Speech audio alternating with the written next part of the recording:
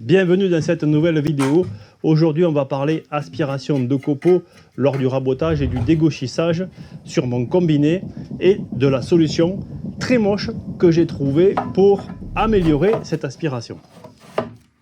Ça, c'est quand on utilise le rabot.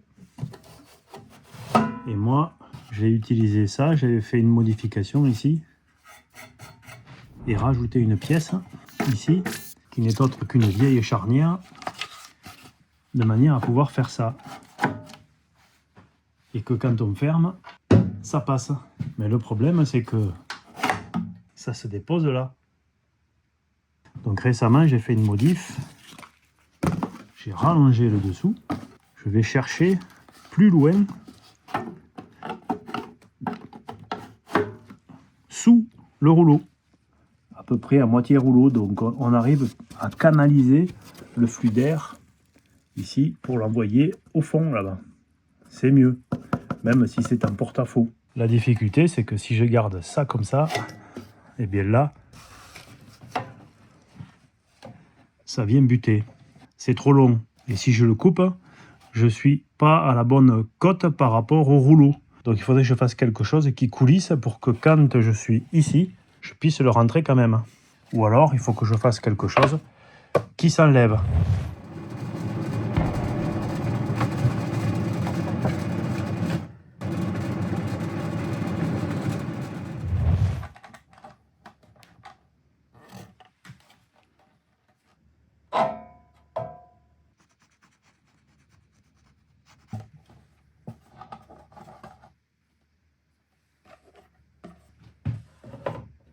Donc là, j'ai un système qui peut aller comme ça. Et puis quand on l'ouvre, il peut aller comme ça.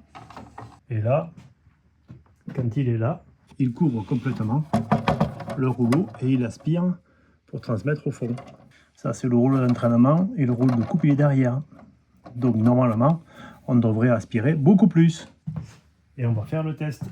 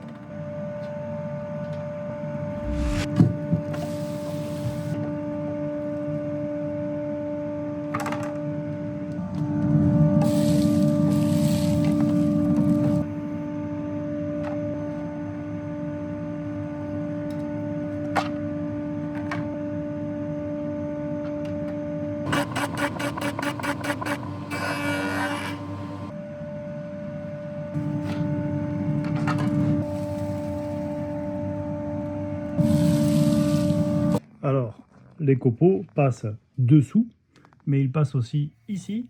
On les voit passer, quand on filme, on voit ici que ça passe ici, ça vient dessus et ça tombe dessous. Donc il y a ça aussi à travailler. Parce qu'une fois fermé, il y a tout cet espace dessous. Je pense que je vais rajouter quelque chose là, pour que l'aspiration, pour que les copeaux restent ici, qu'ils passent vraiment dessous et qu'ils soient aspirés. Il y a une petite efficacité, mais il y a quand même beaucoup de copeaux qui passent par-dessus.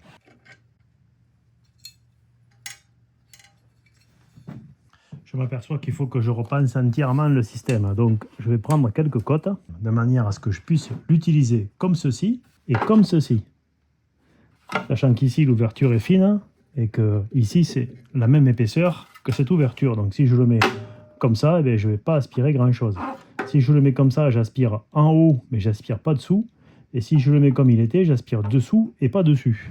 Il le faut amovible ce dispositif parce que quand on rabote, eh bien, on n'aurait pas la place de faire sortir ici la pièce.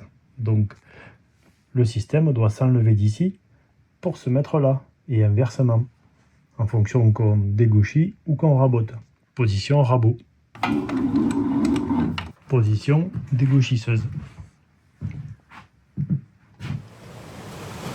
24 hours later.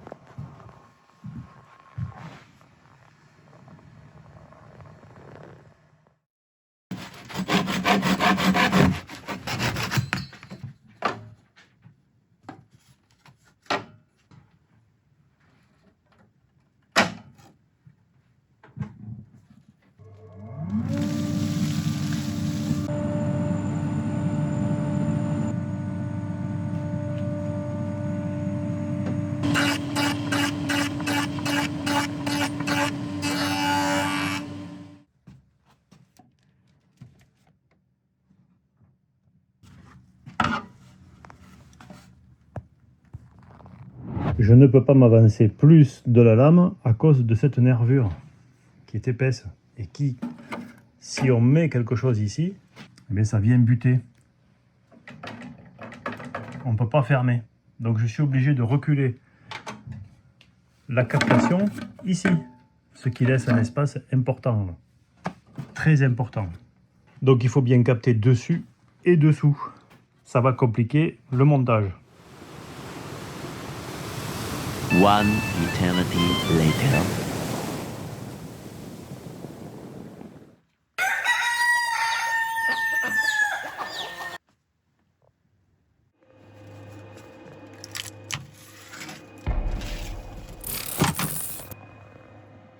Je ne compte plus les essais de modélisation et d'impression 3D de cet adaptateur ou de ce futur adaptateur. J'ai échoué lamentablement, donc je vais passer à autre chose. Je vais utiliser donc un traceur et ensuite, avec ce modèle très précis en papier craft, eh bien, je vais découper dans de la tôle zinguée, une chute de tôle zinguée qui m'a servi à l'installation du poêle. Je vais découper un capotage. Car une fois formé, eh bien, je me suis aperçu qu'il n'y avait pas d'aspiration. Il fallait trouver l'aspiration ailleurs. Donc l'aspiration, eh bien, je l'ai trouvée en coupant le cône d'arrivée. Ça ne modifie pas la structure, il n'y a pas d'inquiétude là-dessus. Et l'avantage, eh bien, c'est que j'ai une aspiration par le dessus et par le dessous, et qui permet d'optimiser l'aspiration. Je vérifie que le système soit bien polyvalent, c'est-à-dire qu'on puisse l'utiliser en rabot et en dégo. Et derrière, eh bien, je vais regarder l'efficacité. C'est normal, on teste, on essaye, on adapte, on modifie, on recommence. Et c'est ce processus itératif qui a permis d'arriver à cette solution. Ça aspire beaucoup plus les copeaux et les particules fines que l'ancienne solution. Le test que je le fais depuis le début avec un morceau de chêne et je fais chaque fois le même nombre de passes à la dégauchisseuse. Pour le rabot, je n'ai pas cherché une amélioration fantastique parce que c'était déjà performant. C'était plutôt la dégo. Et la dégo, eh bien là, j'ai atteint quand même quelque chose qui est très intéressant. On ne voit plus de copeaux sur le dessus, on ne voit plus ou pratiquement plus de copeaux sur le dessous. C'est vraiment une solution qui est maintenant beaucoup plus efficace que l'ancienne. Et pour finir, je vais quand même coller, c'est-à-dire essayer d'obstruer au maximum toutes les déperditions qu'il peut y avoir à l'aspiration. Je mets du joint silicone, tout simplement. Ça va servir de collage et d'obstruction. Et ça va très très bien.